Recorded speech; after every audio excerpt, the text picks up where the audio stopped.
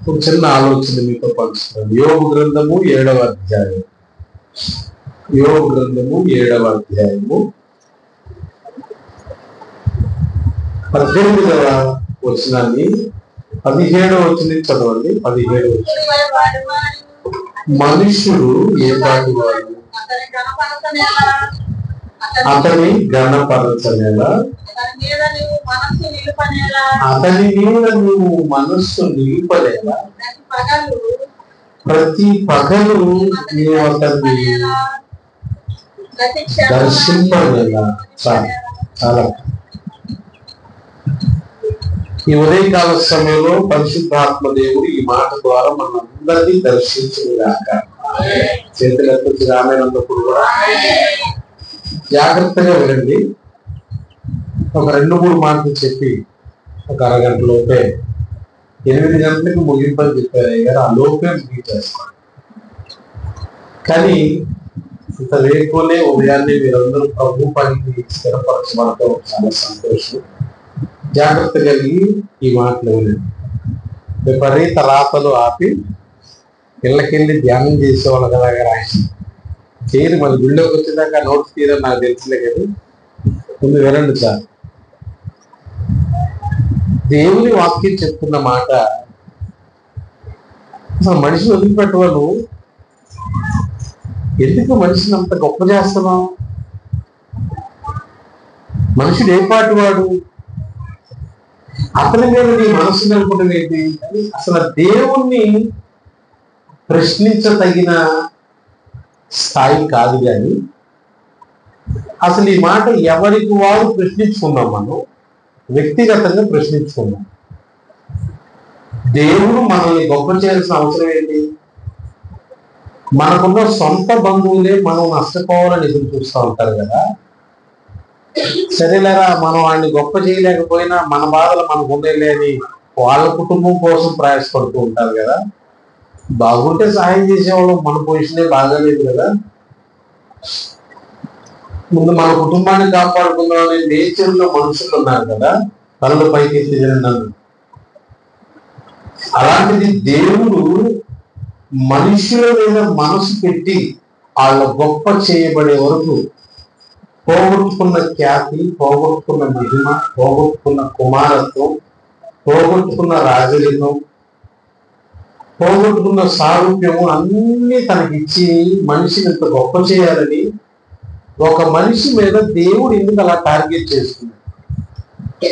మళ్ళీ కామన్గా 7వ అధ్యాయం మొదటి వచ్చిన అంటే నరులు భూమి మీద యుద్ధకాలం లాగా బతకాల్సిందే, జీవితాంతం పోరాటమే.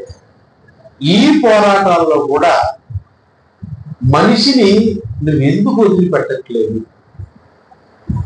అసలు మనిషి ఏ పాటి వాడు అనే ఈ కోణంలో చెప్తే చాలా కారణాలు ఉన్నాయి. కానీ దానిలో ఒక చిన్న మాట ఈరోజు నేను చెప్తాను, ఆసక్తిగా వినాలి. మన పక్కింటలో, చుట్టాలో, బంధువులు, మన ఆత్మీయులు, మన ద్వారా మేలు పొందిన వాడు కూడా మర్చిపోయే ఈ రోజుల్లో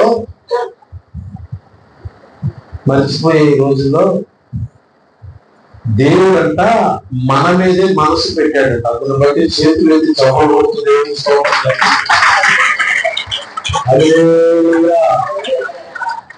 దేవుని నామం పేరిట మీకు కృపావార్తలు ప్రకటిస్తున్నాను. ఉదయకాల సమయంలో మనుష్యులు మరిచిపోయి దేవుని కలిగి ఉన్నందుకు సంతోషపడుతుందా?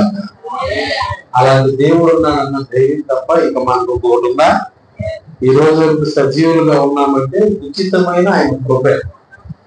గబగబా ఒక 2-3 మాటలు చెప్తాను, మనసులో పెట్టుకుని ప్రార్థన చేయి. ఏం అక్కర్లేదు.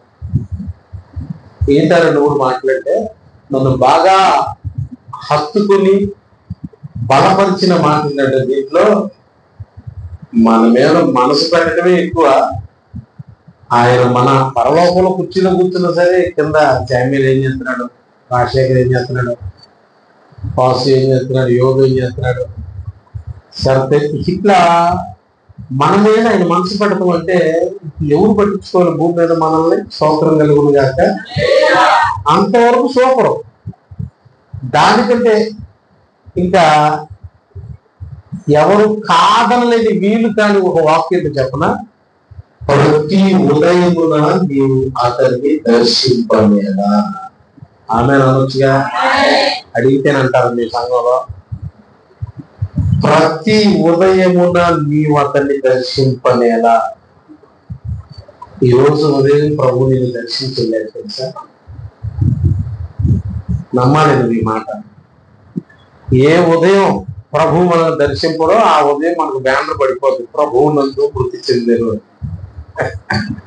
అది తప్ప తాగి చచ్చిపోయిన అడిగి మాత్రం బ్యానర్ మీద ఇస్తాడు, ప్రభువు నందు.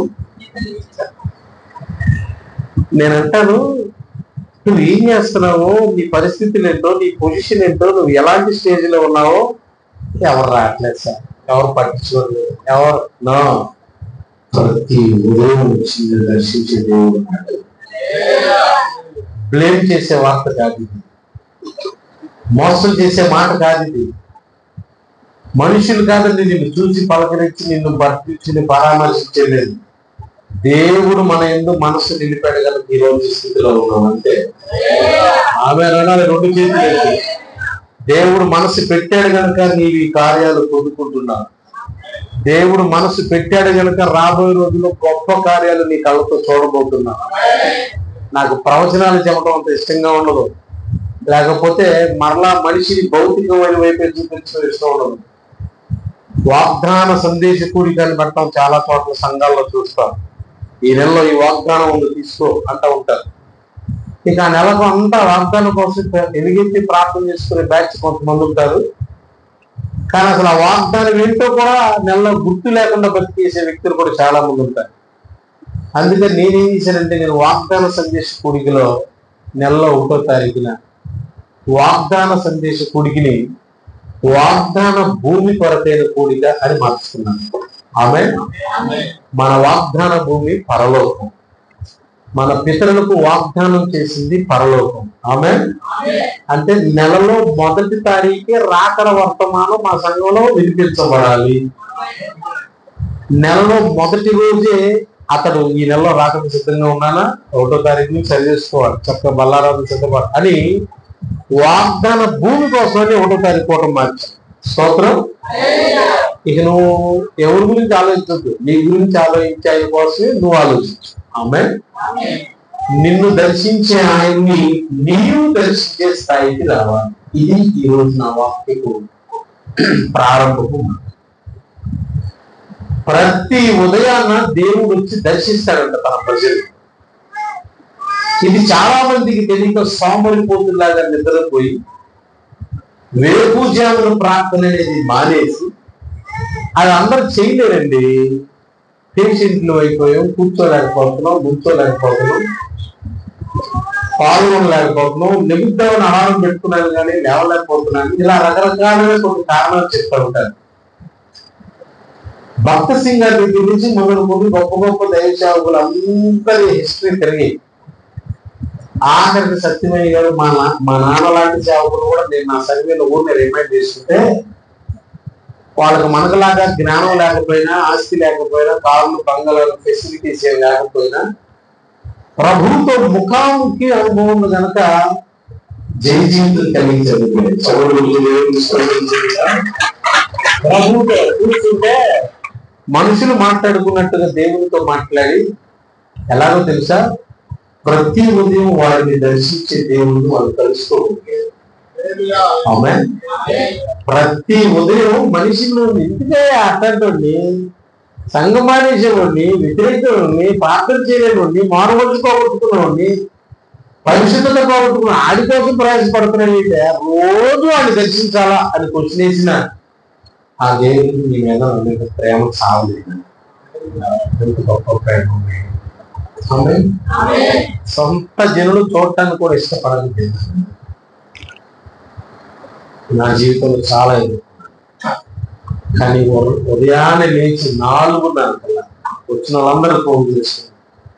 ఎప్పుడైతే మన కోసం మనల్ని దర్శించడానికి వస్తున్నాడో, ఇంకా పడకల మీద నుంచి లేకపోతే చాలా మంది దరిద్ర దిక్కుమాల సౌభాగ్యాలతో పడుకున్నాను అనుకుంటాం. కానీ ఎంత పోగొట్టుకుంటున్నామో 3 మాటలు చెప్తాను.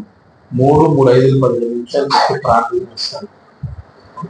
ఎవ్వరు పట్టించుకోవట్లేదు, ఊరు రావట్లేదు, ఊరు లేదు. నీ బాధలో ఓకే, రెడీ అయ్యి చక్కగా నీట్ గా తయారై బయటికి వెళ్తే నీ సర్కిల్ వేరు ఉన్నారులే నాకు అనుకుంటామని ఎవ్వరూ నీ బాధల్లో నీ తోడు నిలబడరు.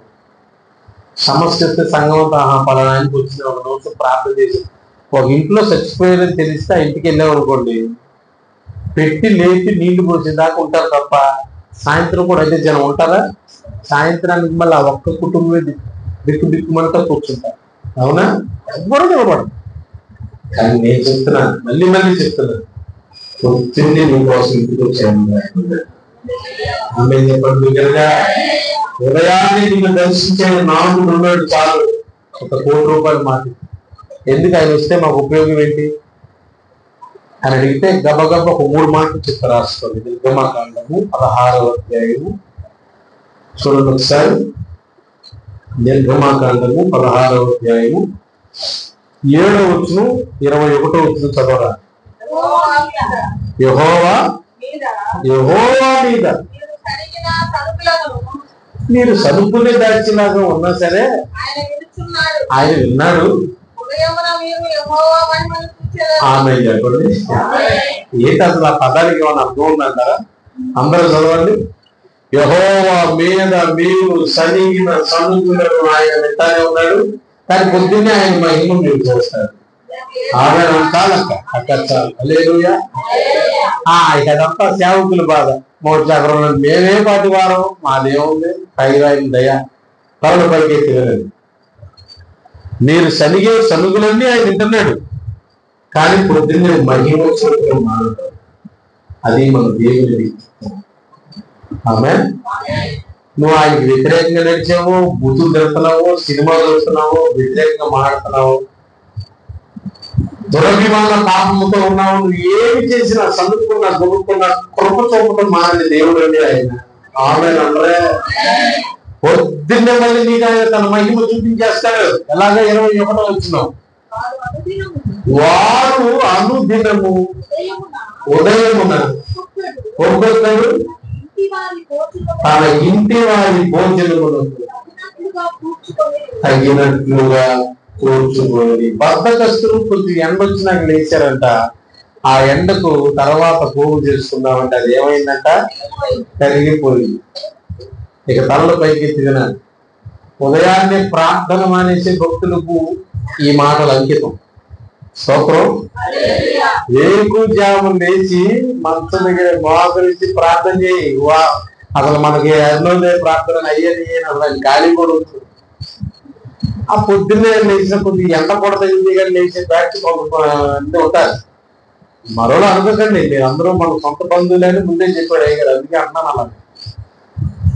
మళ్ళీ ఏంట్రా తల్లి లేడు ఆయన కంటే నేను తెగనసలా.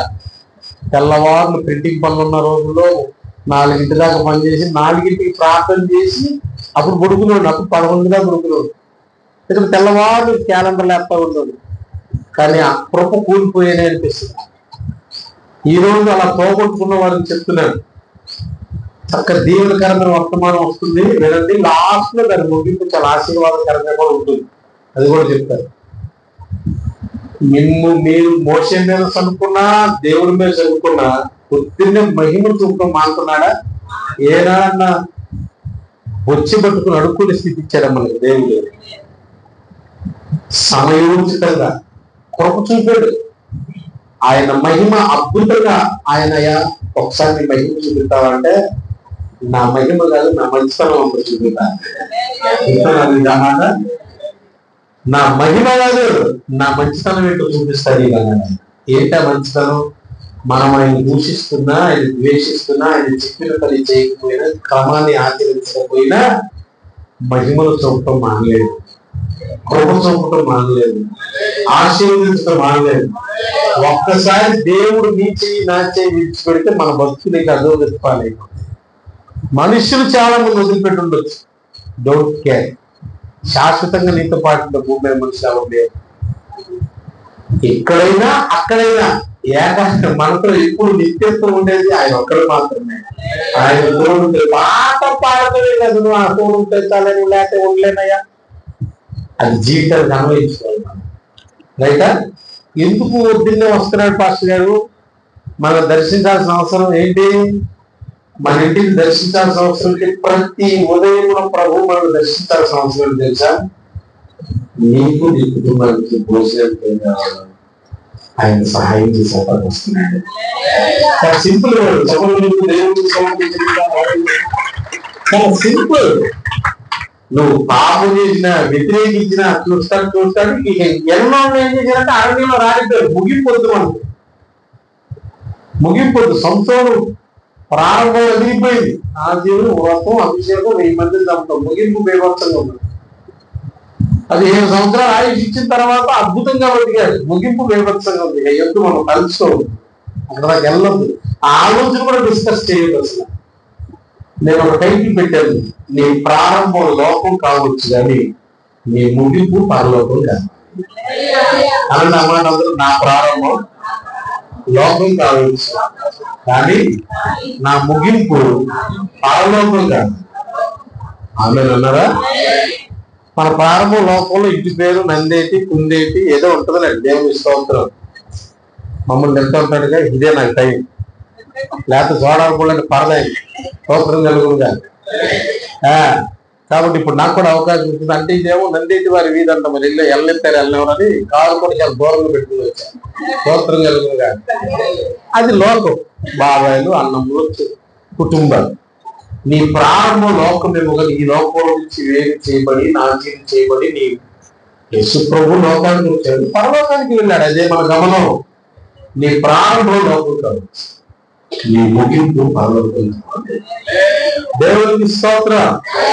ఇస్తున్నోడు తిడుతున్నాడు, సలిగేవాడు సలుగుతున్నాడు, గొలిగేవాడు గొలుగుతున్నాడు, మహిమ చూపించేవాడు మహిమ చూపిస్తాడు. నీ మహిమ ఒకసారి చూస్తానంటే నా మంచితనం అంతా చూపిలే అంటాడు. ఆమె అని అనుదినము ప్రైజ్ అలా ఏంటంట దేవుడి చేత అయితే అనుదినం మన్నా అనే ఒక కార్యక్రమాన్ని మీ మందిరం ప్రతిదినం పాటించాలని ప్రభు పేరట మనం చేస్తాము. ఎందుకు ఈ మాట అనగలిగితే దైవజనులు కూడా అదే పునాదుల నుంచి టీపీఎం సంస్థలో అనుదినం మన్నా అనే ఒక పుస్తకం చదివే నా విశ్వాస జీవితం, నా సేవా జీవితం గత 15 సంవత్సరాల క్రితమే ఒక పుస్తకం నన్ను బలపరిస్తే ఆ పుస్తకాన్ని అన్నం తిన్నట్టు తినేసాను. ఒక్క పేజీ కూడా వదిలిపెట్టుకోండి. ఇంత బుక్ ఉంటుంది, రోజుకి ఒక చిన్న లెసన్ ఉంటుంది. తల ఒక బుక్ కొనుక్కోండి, 100 రూపాయలు ఎంత ఉంటుంది, అయ్యారు ఇంటికి తెచ్చి పెడతారు. ఏం అక్కర్లా, పెద్ద పెద్ద ప్రసంగికులు అయిపోతారు. నన్ను ప్రసంగికులు చేసిన బుక్ దానికి తెల్లట్టేసి నా బీరోలు అలా పెట్టుకున్నాను. అనుదిన మన్నా అని అలా మొదలు పెట్టారు టీపీఎం. ఎందుకో తెలుసా? ఆ మన్నా ఇచ్చేవాడు నీ ఇంటికి వస్తున్నాడు పొద్దుంది, ఎవడో రాలేదని బాధపడతాం మనం. స్తోత్రం. ప్రతి ఉదయంలో దేవుడే వచ్చి ఏంటంటే ఇది ఎక్కడి నుంచి వస్తుందో తెలుసా? క్రమం వాళ్ళు తప్పు చేసి తోటలో నుంచి వెళ్ళిపోయారు, వాళ్ళతో అలాగే ఉండేవారుగా. ఉదయాన్ని వచ్చేవాడు, చల్లటి పొట్టు. ఇక ఏదైనా ముచ్చట్లు వేయాలంటే ఎవరితో? ఆయన తన కుమారుడు తన కుమార్తె ఆదాము వారితో చల్లటి చక్కగా ప్రతిదినం వాళ్ళతో మాట్లాడి ఆ నేచర్ విడిచిపెట్టలేక పొద్దున్నే వచ్చి నీ డే అంతా అయిపోయిన ప్రారంభం అవ్వాలని ఆయన షెడ్యూల్ మార్చుకుని చల్లట పూటనే పొద్దున్నే మార్చుకుని ప్రతి ఉదయం దర్శిస్తున్నాను ఆయన. ఎందుకో తెలుసా? నీ కుటుంబ భోజనానికి సరిపడా నీకు అప్పగించాలి.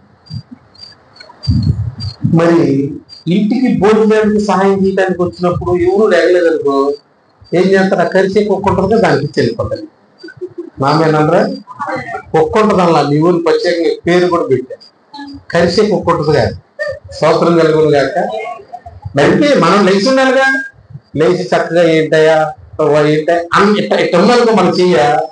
ఇది ఎవరు చదువుతున్నాడు పొద్దున్నే రోడ్లంతా కాదు, ఇలా రాగానే అలా పెట్టి వెళ్ళిపోవటానికి వస్తున్నాడు ఆయన. ఇంకెవరిని అడిగితే దీనికి సమాధానం దొరికితే నీ చేతులారా నువ్వు కోల్పోయావు చాలా. అంతే ఫస్ట్ మాట. నీ కుటుంబ పోషణకి దర్శించేది బాగుంది కదా. రెండో మాట చెప్తాను, దయచేసి ఆ మాట గుర్తు. కీర్తన గ్రంథంలో సమయం ఏదంటే తొందరగా వెళ్ళిపోతా ఉన్నాను. 90వ కీర్తన 14 వచ్చింది చూడండి. ఉదయం నీ కృపతో ఉదయమున నీ కృపతో మమ్మల్ని తృప్తిపరచుము, అప్పుడు మేము మా దినములన్నీ దేవుడికి అందరూ చేతులెత్తి స్తోత్రం చెప్పండి. నా బ్రతుకులో నీ ప్రభుత్వ చాలు అయినా మేము ఉత్సహించి సంతోషిస్తాము నాయన అంటున్నాడు. ఎప్పుడు? ఉదయమున నీ కృపతో. స్తోత్రం కలుగును గాక. తలను పైకెత్తి వినాలి. ఇది కొంచెం నీకు అర్థం రీతిగా చెప్తాను. భోజనానికి మన్నా అంటే పర్వాలేదయా, కొంచెం ఆహారం కాబట్టి దాన్ని ఒప్పుకుంటాం. కృప వల్ల మాకేంటంట?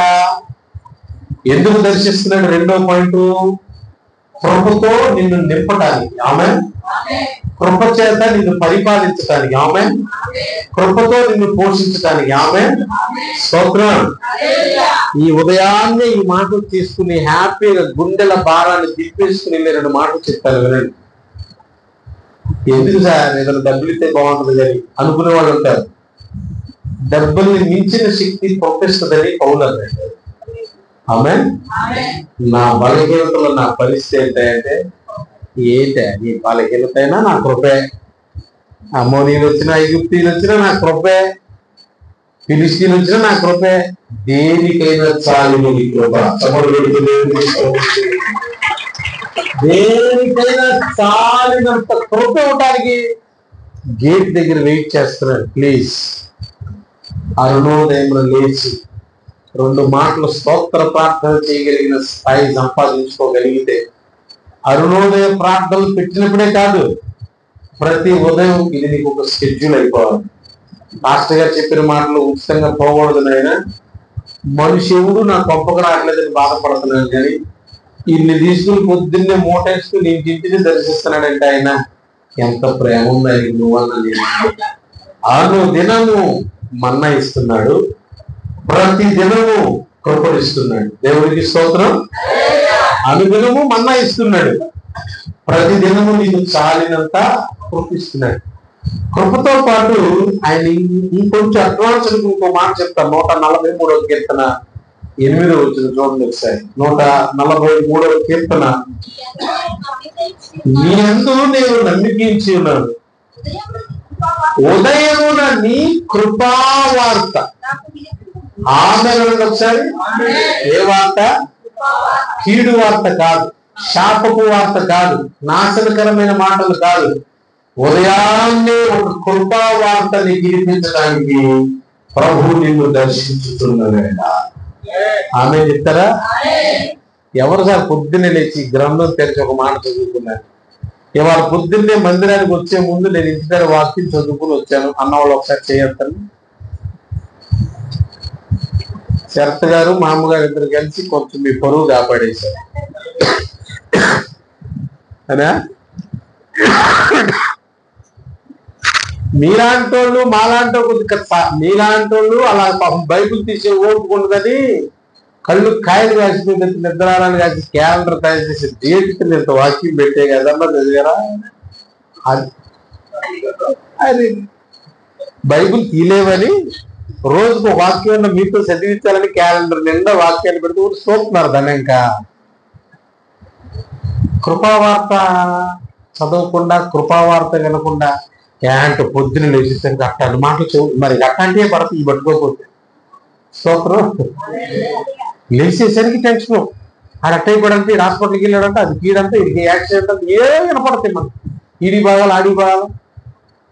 ఈ మధ్య కాలంలో ఇక అసలు ఆ వార్తలు ఈ వార్తలు ఎక్కడ వినపడతాయి? పొద్దున్నే వారాల వార్తలు వినపడతాయి. ఏమండి అనుకుంటారు. పెద్ద మనం లెగాలి అని కాన్సెప్టే పెట్టుకోక్కర్లే. అలారాలే అసలు వాళ్ళు వచ్చి లేపుతున్నారంటగా. ఆదివారం వాళ్ళు, సోమవారం వాళ్ళు, మంగళవారం సంస్థ వాళ్ళు. మా ఊర్లో ఏ వారం ఖాళీ లేక ఆదివారం పొద్దున్న ఒకడు, సాయంత్రం ఒకడు, సోమవారం పొద్దున్న ఒకడు. అంటే ఇచ్చేవాళ్ళు అట్టున్నారు, తీసుకునే వాళ్ళు కూడా అట్టున్నారు. ఇక వాళ్ళు లేపుతున్నారంట అప్పులోడు. అప్పులోడు వచ్చి నిన్ను దర్శించక ముందే స్తోత్రం. మన దోషం. నేను ఈరోజు ఉదయం మా మందిరంలో వాక్యం చెప్పడానికి ఒక వాక్యం అడిగితే ప్రభుని ప్రేమ దోషములన్నీ కట్టేసింది అనే మాట ఇచ్చాడు. రాత్రి 12:30 వరకు చదువుకుంటానే ఉన్న వాక్యం. 5:30కి కారు రెడీగా ఉండాలరా అని చెప్పాను. నాకు 6:30 సమయం అయినా సరే 5:30 అంటే అంత సెట్ అయిపోయి అందరూ జ్వరాలతో ఉన్నారు కదా అని 12:30 వరకు చెప్తే ప్రేమ దోషాలన్నీ కట్టేసిందా అని లిస్ట్ రాసుకోవడం స్టార్ట్ చేస్తే యోసేపు దగ్గర నుంచి కూడా ఆ ప్రేమ ఉన్నవాడు ఎదుటివాడు పాపాన్ని కూడా బయటికి రానివ్వకుండా జాగ్రత్త పడేవాడు నిజమైన నిర్దోషి అని ఒక మాట రిలీజ్ చేశాడు ప్రభు. ఎంగేజ్మెంట్ అయినా మనకేంటి, గర్భఫలం వచ్చింది ఏంటి అని మనకు అర్థమయ్యి ఈ అమ్మాయి జీవితాన్ని ఆగమాగం చేయకుండా ఇంత చెడు వార్త తెలిపితే చాలు పాడు చేసేస్తారు మనోళ్ళు. అంతగా అంతగా పెంటగా అంతేగా, అదేగా మనకు తెచ్చిన తంట. అంతగా అంటే చాలు, ఇక అది అవునో కాదు తెలియదు, అంటించుకుంటూ వెళ్ళి దాచుతారు. ప్రభు వాళ్ళందరికీ ఉదయం మారుమని చేసింది. మరి మంచి కూడా అట్టగే జారేయాలిగా. భార్యాభర్తలు పక్కింట్లో కొట్టుకున్నారండి, ఏం చేయడానికి నల్ల కొట్టు వాడకొట్టు మొత్తం చెప్పేస్తారు. ఆ భక్తులకు సువార్త భారం అవుతాయి. ఎంత బాగుంది, స్తోత్రం చెప్పరా. ఆ మాటను ప్రాపకాండ చేయకుండా ఆమెను అవమానపరచనల్లక సైలెంట్ గా ఆయనే పక్కకు వచ్చేద్దామంటే తెలుసా ప్రేమ. అది నిజమో వాస్తవం తెలియదు కనుక అతనికి దూత ప్రత్యక్షత రాకముందు అది పాపమని భావించాడు కనుక ఎట్టాగా తెచ్చారేంటి అని అనకుండా ప్రేమతో యేసు ప్రభు భూమి మీదకి రాకముందే మన దోషాన్ని కప్పేయటం స్టార్ట్ చేశాడని ప్రభు 12 నాకు మాట్లాడాడు. అలా 3 భక్తుల జీవితాన్ని స్తోత్రం ఇప్పుడు వెళ్ళి ప్రసంగించబోతా ఉన్నా. అంత ప్రేమమేడు మనం ఆరాధించే దేవుడు. ఇక ఏసై వచ్చినాక మొత్తం కప్పేసాడు అనుకోండి వాళ్ళందరినీ. స్తోత్రం కలుగురు కాక. మా వాడు సూపరు, అవసరమైతే నన్ను కొట్టండి, మా పాప సూపరు, వాళ్ళ కోసం నన్ను శోధించండి, నన్ను శిక్షించండి, మరణాన్ని కూడా అప్పగించుకున్నాడు. అంత కప్పాడు, అది వేరే సంగతి. అంత ప్రేమామయుడు. ఈ వీళ్ళు వస్తున్నారు, వాళ్ళు వస్తారు, నిన్ను తిట్టి నిన్ను దూషించి కట్టవేంటి అనేవాడు వచ్చే లోపే మన దోషములన్నీ కప్పేసే దేవుడి పాదాల దగ్గర మనం కూర్చోగలిగితే ఆమె నా భారం అంతా ఒకటే. ఈ రోజున తెల్లవారుజాము లేచి ప్రార్థన చేయాలని ఒక గుంపు జనాంగం ప్రభు కొరకు లేకపోవాలని ఆశపడుతుంది. డే స్టార్టింగ్ నువ్వు ప్రభుత్వం చేయగలిగితే విశేషమైన కృప నీ దగ్గరికి వస్తుంది. కీడు వార్త కాదు, కృపావార్తతో వచ్చేస్తాడు నా దేవుడి. స్తోత్రం కలుగును గాక. నువ్వు ఎత్తుక్కోనండి వాక్యాలు. తెల్లారులు అయితే ఈ స్టేటస్ లో ఎన్ని వాగ్దానాలు, మంచి వాక్యాలు పెడతా ఉంటారు. అలాంటిది నువ్వు కృపావార్త వినటానికి లేకపోతే శాపపు కీడు వార్తలు తప్పితే ఏ వినపడితే మనకి లోకంలో న్యూస్ ఏంటి, అదేంటి, ఇదేంటి అని న్యూస్ కోసం చూస్తూ ఉంటారు. నేను అంటున్నాను, నా దేవుడు ఈ ఉదయం కూడా వచ్చేది, ఈ ఉదయం కూడా మన్నా ఇచ్చేది. ఈ రోజు కూడా ఇంకొక కృపావార్త తెచ్చాడు. మన్నా దొరికితే చాలని సరిపెట్టేసుకుంటే కాదు కానీ కృపావార్త కూడా తెచ్చాడు. అది పొందుకోలేదని ఒప్పుకుని రేపు నుంచి పొందుకో. మళ్ళీ అర్థమైందా? మన్నా వచ్చేసినట్టే. ఎందుకంటే వెళ్ళంగానే ఇక మసాలాలు అదురుతాయి. ఆమె అదురుతాయిగా, సిద్ధంగా ఉందంటే అక్కయ్య చెప్తుంది గట్టిగా, స్తోత్రం ఎనుగురు కాక. ఆ వస్తే వినపడింది, మిగతా వాళ్ళేమో చెప్పాలంట తెచ్చుకున్నది. కరోనా టైంలో శుక్రవారం తెచ్చి దాచిపెట్టుకున్న భక్తులు ఉన్నారు ఆదివారం కోసం. ఎందుకంటే కర్రలు పెట్టి పిర్రల మీద పోలీసులు కొడుతున్నారని శుక్రవారం నాడు మా హంది చిట్టు పెట్టిన బ్యాచ్లో నేను కూడా ఉన్నా. స్తోత్రం ఎనుగురు కాక. ఎందుకంటే అప్పుడు పరిస్థితి అలా ఉంది బయటికి. ఎందుకంటే అట్లున్నాయి కనుక ఇప్పుడు కూడా చాలా మంది ఇప్పుడు ఎన్ని గంటల నుంచి దేవుడు ఇచ్చాడు, తిన్నాం ప్రశాంతం. నీకు 8 గంటలకు అసలు పునరుద్ధరణ ఆరాధన అయిపోతుంది. డే అంతా ఎంత హ్యాపీగా ఉండొచ్చు. కానీ ఆ ఉదయమే కృపావార్త కూడా నీ మనసు నిండా ఉంటే అది చాలు మన జీవితానికి. కానీ 42వ కీర్తన 8వ వచనంలో ప్రతి ఉదయాన దేవుని గురించిన వాక్యం ఉంటే చాలు. రాత్రి పూట పడుకునేటప్పుడు ఆయన గురించిన 42 అయిందా? అయినను పగటి వేళ యెహోవా తన కృప కలుగా ఆజ్ఞాపించాడు. రాత్రి వేళ ఆయనను గూర్చిన కీర్తన స్తోత్రం చెప్పండి. ఒకప్పుడు ముసలాముక్క చూడండి, రాత్రి పూట జానపద గీతాలు పాడేవాడు. పొలాల్లో పాడుకునే జానపద గీతాలు పాడతా పిల్లల్ని నిద్రకేస్తా ఉండేవాడు. ఇప్పుడు ఏమి యూట్యూబ్ లో పిల్లలకి ఏదో ఒకటి చిట్టి చిలకం పెట్టి ఇచ్చేసి పడుకోరా అంటాం. ఆ పిల్లలకు కూడా అలవాటు అయిపోయి ఇప్పుడు ఫోన్ మనకంటే దేవత్సంగా ఆపరేట్ చేస్తుంది. చిన్నది ఉంది, మాకు కూడా మేనగోళ్ళు ఉంది. ఆ పిల్లకి అలవాటు చేస్తే కదా ఫోన్ తీసుకుని యూట్యూబ్ లో వాయిస్ చెప్తుంటుందంట, పాములు గేములు అంటుంది. ఇన్ని బొమ్మలు అవుతాయి, ఇక తిరిగేస్తారే ఉంటుంది 2-3 గంటలు. జానపద గీతాలు పాడి పడుకోబెట్టేవాళ్ళు పిల్లలు, ఎదుగో చందమామని ఇందులో అదే. అవన్నీ యూట్యూబ్ పరిమితం చేసేసారు. ఈ భక్తులు అంటాడు, దున్నే ఉదయాన్నే దేవుడు గురించిన ఒక మాట ఉండాలి, సాయంత్రం ఆయన గురించిన ఒక పాట, నా జీవాన్ని ఇచ్చిన జీవదాతను గురించిన చిన్న ప్రార్థన చాలు నా బతుకు. ఇంకేం కావాలి సార్? పాయింట్ అర్థమైందా? అర్థమైన ప్రతి ఉదయాన్నే దేవుని జీవపు మాట నా నోట ఉండాలి. ఇలా అప్డేట్ అవ్వకపోతే నువ్వు ఎంత భక్తి చేసినా అర్థలేదు. ఆదివారం నాడు అఫీషియల్ గా మందిరంలో కనపడి వెళ్ళిపోయినంత మాత్రాన పరలోకి వచ్చేస్తాననుకుంటే పిచ్చి భ్రమలో భక్తి చేస్తున్నావు. క్రైస్తవ జీవితం ఒక సాధన. ప్రతి దినము మనం ఖచ్చితంగా మెరుగుపరచబడుతూ ఉండాలి. నీకేమైనా పెద్ద పెద్ద ప్రాజెక్టులు ఇచ్చాడు ఆయన, నేను కొన్ని తీసుకుని వస్తున్నా, నా కోసం సిద్ధంగా ఉండి అంటున్నాడు. ఇది కూడా చేయలేమా? ఏం చెప్తున్నాడు? కావలసిన మన్నా నీ హృదయాన్ని తెప్పరెళ్ళపు చేసే ఓ చల్లటి కృపా వార్త నీ దగ్గరికి. కృపా వార్తను పొందుకోవటానికి మించిన ఆస్తి ఉందండి మన భూమి మీద. ఒక సేవకుడికి అయితే దేవుని వాక్ ప్రత్యక్షతే ₹1,00,00,000 ఆస్తితో సమానం. స్తోత్రం. మీరు కూడా ఒక వచనం చదువుకోవాలి, టార్గెట్ పెట్టుకోండి. నేను కొన్ని నోట్స్లు గురించి మా సంఘంలో చదవటం కాదు, రోజుకు ఒక అధ్యాయం రాయండి. రాయగలిగిన వాళ్ళు అధ్యాయం రాయండి. రాయలేవా? సగం అధ్యాయం రాయి. చదివిన దానికి నువ్వే సొంతంగా రాసుకున్న దానికి 3 నెలలకో 6 నెలలకో సంవత్సరానికో 2 సంవత్సరాలకో డైలీ రాయటం మొదలు పెడితే నువ్వే ఒక బైబుల్ రాసేసుకోగలవు అని చెప్పారు. అప్పుడేమవుతుందో తెలుసా?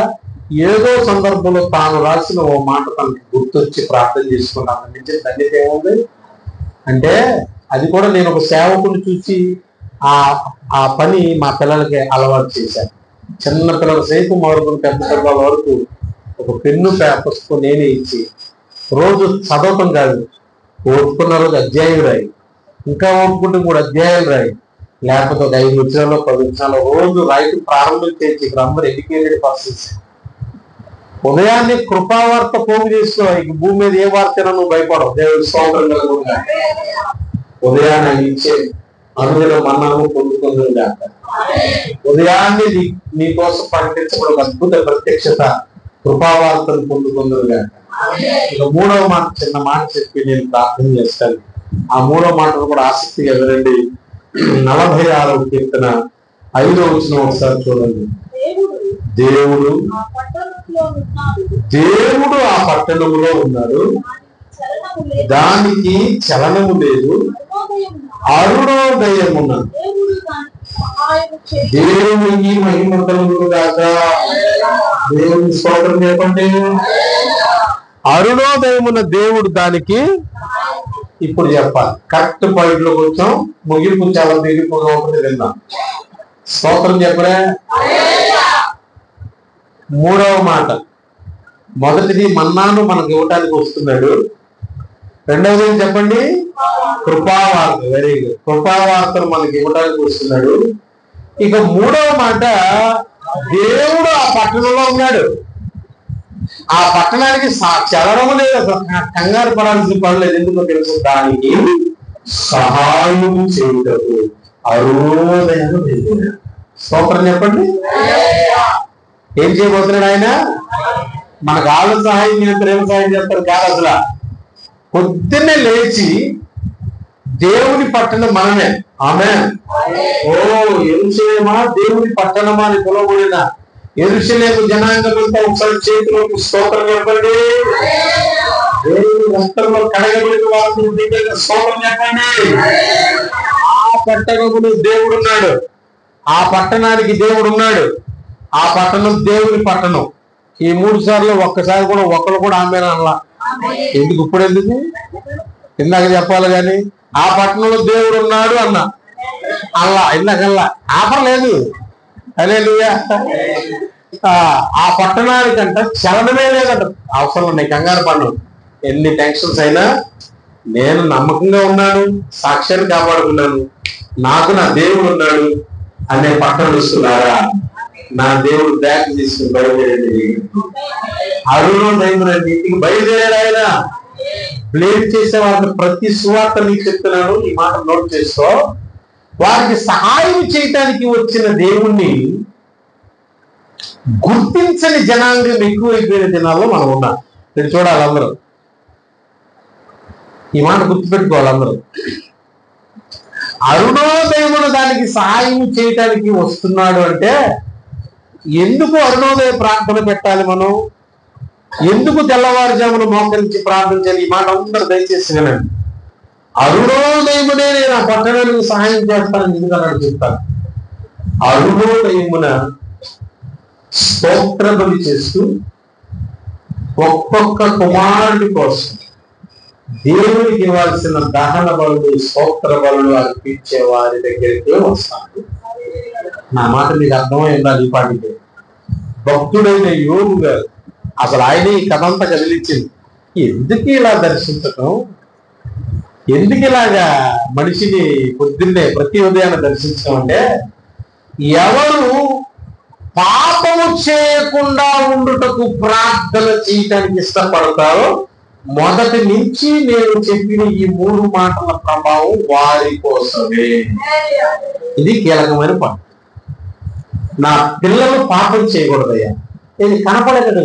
వాళ్ళ ఊహలలో కూడా, వాళ్ళ ఉద్దేశాలలో కూడా, వాళ్ళ మనసుల్లో కూడా ఒకవేళ చెడిపోతారేమో మనం ఒక్కొక్కళ్ళ కోసం దహన బలులు అర్పిస్తూ ప్రతి అరుణోదయమున ఆయన రోజు తన పిల్లల కోసం ఏం చేస్తూ ఉన్నాడంట? ఒక బలి ఒక బలి అర్పించేవాడు. దేవుడి స్తోత్రం. పొద్దున్నే నేను కూడా కోళ్ళు, కుక్కలు, మేకలు బోల్ చేసుకుని దానికి వదిలించమని చెప్పట్లేదు. నీ ఒక బలిపీఠం కట్టాలి. పాపము చేయకూడదు. ఆమేనంటే నా ఇంట్లోకి అది రాకూడదు. అసలు ఇంట్లో కాదు, నా పిల్లల మనసులో కూడా రాకూడదు అంటున్నాడు ఆయన. ఏమన్నాడు? ఇది చేయగలిగినప్పుడు, దీన్ని కంట్రోల్ చేసినప్పుడు ఈ 3 వాగ్దానాలు నీ దగ్గరికి వస్తాయి. వాళ్ళకి ఏమైనా అర్థమైందా? పాపం నా ఇంట్లో కాదు కదా, నా పిల్లల మనసులో కూడా రాకూడదయ్యా. ఏమో నీ పిల్లల మనసులో ఏముందో నీకేం తెలుసు? ఇవాళ ఎంతమంది తల్లిదండ్రులు పిల్లల మాట వినట్లేదని నెత్తే నోరు కొట్టుకుని ఆత్మహత్య చేసుకుని చచ్చిపోయారు. పిల్లలకు కూడా మందులు వేసి చచ్చిపోతున్నాడు తల్లిదండ్రులు. ముక్కు పచ్చలారని ఎవరు వస్తుండ్రు? తల్లిదండ్రుల మాట నీకు ఎలా ఊరుకోవాలి. ఎంతమంది తల్లులకు దుఃఖాన్ని మిగిలించిన కొడుకులు లేరు, ఎంతమంది తండ్రులకు దుఃఖాన్ని మిగిలించిన కూతురు లేరు. మరోలా అనుకోకండి, లోకం తీరు చెప్తున్నాడు. స్తోత్రం జరుగుతుందాక. హల్లెలూయా. నా దేవుడు ఈరోజు చెప్తున్నాడు నీకు ఒక మాట. ఖచ్చితంగా ఉదయాన్నే లేచి పాపాన్ని ఖండించేలా ప్రార్థన చేసేవాడికి దీవెన. విచ్చలవిడిగా తప్ప తాగి వచ్చి కొడుకుని పొద్దున్న నిలిచి స్తోత్ర ప్రార్థన చేసిన ఎందుకు దీవించలేదంటే ఒక్క నూనె పోగు ఆశీర్వాదం కొన్ని దగ్గరికి రాదు. అదే ఫస్ట్ చెప్పా, మీరు వినాల్సింది ముగింపు అని. ఆ ముగింపు అదే. ఎవరి కోసం నీ దీవెనలో, ఎవరి కోసం భారంతో ప్రయాసతో గేటు తట్టి లేపి నీకు ఇచ్చి పంపించి మన్నా ఇచ్చిందంటే ఎవరి కోసం తెలుసా? వాగ్దాన దేశం కోసం పరుగు తీసేవాడికి. ఆమేన్. ఆ పరుగులో మానవ నైజంలో దొరుకున్న చదువుకున్న మహిమతో ఉండటం మానలేదు. చిరాకు పుట్టినప్పుడు ఇంత కొరకు చూపి, ఇంత ప్రేమించి, ఇన్ని సహాయం చేసినాడు. ఆకులు రాలిపోయినట్టు చేశాడు. ఏం చేయగలరా? వ్యతిరేకించారు. నోరు తెరిచి భూమి నోరు తెరిచి మింగాడు. 250 మంది అక్కడే వెళ్ళిపోయారు. అలా కొన్ని లక్షల మంది ఆకులు రాలిపోయారు. అందరికి కాదు ఇది. అంత ప్రయాసపడి పరలోకం నుంచి దిగి వచ్చి నీ గుమ్మాన్ని తట్టి నీ మంచం దగ్గరికి వచ్చి నిన్ను లేపి, ఈ ప్రాసెస్ ఎందుకు తెలుసా? భూమి మీద పాపం జరగకుండా కంట్రోల్ చేస్తాను. నీ పిల్లల హృదయాల్లో పాపం జరగకుండా కంట్రోల్ చేస్తానని ఏదో ప్రార్థన మన దగ్గర. మనం లేచి మన పాపాలు కనుక్కుంటే కాదు. ముందు మనం లేచి ఈ రోజు అనుకోండి, ఒకరితో మాట్లాడాను, ఆడితో పోట్లాడాను, ఇంటికి చేశాను, ఆడితో వ్యక్తీకరించానయ్యా, వీడితో వల్గర్గా మాట్లాడాను, ఆడితో వేరే రకంగా మాట్లాడాను. ఇలా నిన్ను నువ్వు కనుక్కున్న ప్రాజెక్ట్ నువ్వు స్టార్ట్ చేయగలిగితే స్తోత్రం, వారికి ఈ దీవెనలు వస్తాయి. అందరికీ పాయింట్ అర్థమైందా? ఇవన్నీ అందరికి ఇచ్చే దేవుడే. ఒక మాట చెప్తారు వినండి. లోకాసువార్త 19:43లో, లోకాసువార్త 19:43లో నేను నిన్ను దర్శించే కాలం ఉంటుంటే, ప్రభువు నిన్ను దర్శించిన కాలమును నీవు ఎరుగకుంటివి కనుక నీ శత్రువులు నీ చుట్టూ ఒక గట్టు కట్టారంట, ముట్టడి వేశారంట, అన్ని పక్కన నిన్ను అరికెట్టేశారంట, నీలో ఉన్న నీ పిల్లలతో కూడా నిన్ను నేల కలిపేశారంట. ఈ మాట ఏంటి తెలుసా? దేవుడు తనను దర్శించడానికి వచ్చిన సమయాన్ని గుర్తుపట్టలేక చాలా మంది శత్రువులు కట్టిన గట్టు లోపల ఉండిపోయారు. ఆమేన్, ఆమేన్. యేసు నామములో ఆ గట్టును తెంపులు తెంపులు చేసుకుని బయటకు వచ్చింది ఎవరో తెలుసా? పొద్దున్నే లేచి పాపాన్ని తరివేసేవాడు, అంతరంగ క్రియలు తరివేసేవాడు. గట్టిగా మాట్లాడాలంటే చాలా మంది ఎంత భ్రమలో ఉన్నారు చెప్పనా? పొద్దున్నే ఆయన నీ దగ్గరికి వచ్చి దర్శిస్తే నువ్వు దేవుడువా పోతానువా అన్నారు ఆయన్ని. మాట్లాడరేంటి? నువ్వు దేవుడువా భూతానివా? కానీ ఇవాళ క్రైస్తవం ఎలా ఉందో తెలుసా? భూతం వచ్చి కనపడినా ఆ దేవుడు వచ్చాడండి నా దర్శనంలో అని చెప్పే రకంగా తయారయ్యారు. ప్రభు వీళ్ళందరికీ మారు మనసుగా స్తోత్రం చెప్పండి. నా మాటల భావం మీరు అర్థం చేసుకోవాలి. అరుణోదయం ఆ పట్టణానికి సహాయం చేయడానికి నా ప్రభు ఎందుకు భారంగా దిగి వస్తున్నాడంటే స్తోత్రం. ఈసారి ఇప్పుడన్నా రాత్రి పూట కూడడానికి వస్తా, రాత్రి కోసం చెప్తా. ఆమెనంటే ఇప్పుడు పగలు పిలిచారు కాబట్టి, ఉదయాన్నే పిలిచారు కాబట్టి ఉదయం సభ్యులు చెప్పారు.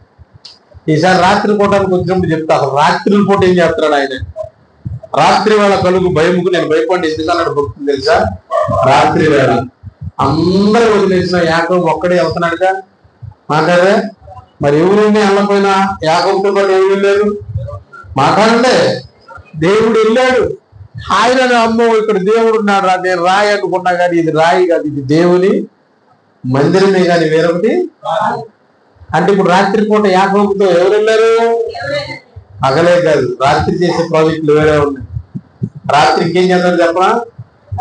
నీ కుటుంబం మీద నీ గుమ్మం మీద వచ్చే సంహారం రాత్రి తప్పించేస్తాను. ఇది రాత్రి షెడ్యూల్ అంతా వేరే ఉంటుంది. ఈసారి చెప్తారు. ప్రతి ఉదయాన్నేమో వాక్యము చేత ప్రార్థన చేత నేను దర్శించే దేవుడు ప్రతి రాత్రి ఇంటి మీదకి వచ్చే కీడుని శాపాన్ని సమస్తానికి ఆయన అంటుపట్టగా నిలబడిపోయి ప్రతి పాపాన్ని ఆటంకాన్ని వేసుకున్నాము. దేవుని స్తోత్రంగా వాటన్నిటిని విధించి ఆ దేవదేవునికి వేకుజామున లేచి ప్రార్థన చేసి పాపాన్ని అరికెట్టే ఓ తరం ఈ సంఘంలో లేకపోడాలని విశ్వాసంతో నేను ఎదురు చూస్తున్నాను. మిమ్మల్ని ఏం చేయమంటలేదు, నేనున్నా మీ ఇంటి దగ్గరే ఇలా చేతులు చాపుంటే అలా వచ్చి పెట్టి వెళ్ళిపోతాడు. ఏం పెడతాడు? నీకు కావాల్సినంత సహాయం. మొదటిగా నీ కొరకు మన్నా పెడతాడు, రెండవదిగా నిన్ను దర్శించి నిన్ను బలపరిచే కృపావార్త పెడతాడు, మూడవదిగా నీకు ఏ సహాయం కావాలో సమయోచితమైన సహాయాన్ని ఇవ్వడానికి అరుణోదయమున ఆ పట్టణం కోసం ఎదురు చూస్తున్న తండ్రి ఈ రోజు కూడా చూశాడు నీకోసం. కానీ నువ్వు లేచి ప్రార్థించి సరే రేపు కూడా చూస్తాను నీకోసం.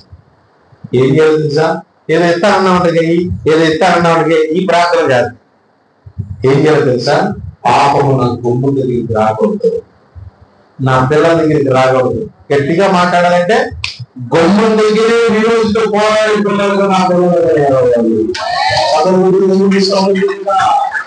బలవంతుడు చేతులు బాగుండాలని నా బిడ్డలు ప్రార్థన చేస్తాను. ఏ పెద్ద డాక్టర్లు యాక్టర్లు లేదా ఇంకోటి చేయడం కాదు.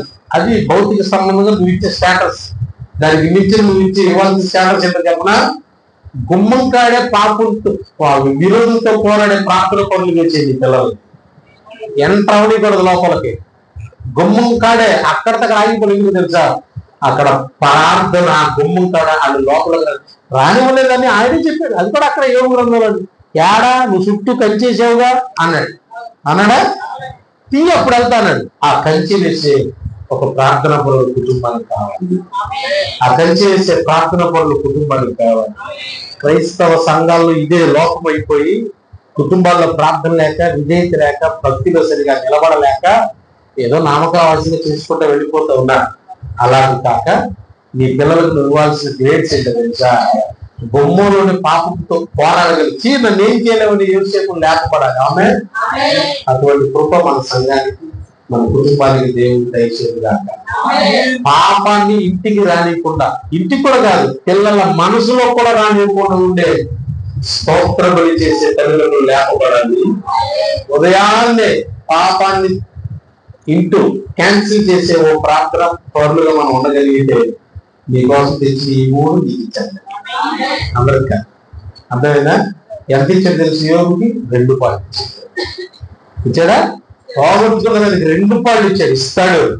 నా దేవుడు తన మహిమ చూపమంటే మంచితనం చూపేది. ఆ మంచితనానికి లోబడదు. నిలబడండి, ప్రార్థన చేసుకోండి. ఒక్క నిమిషం ఉన్న ఫలానందరూ లేచి నిలబడండి. మీకోసం ఒక చిన్న ప్రార్థన చేసి నేను సమయం చేస్తాను.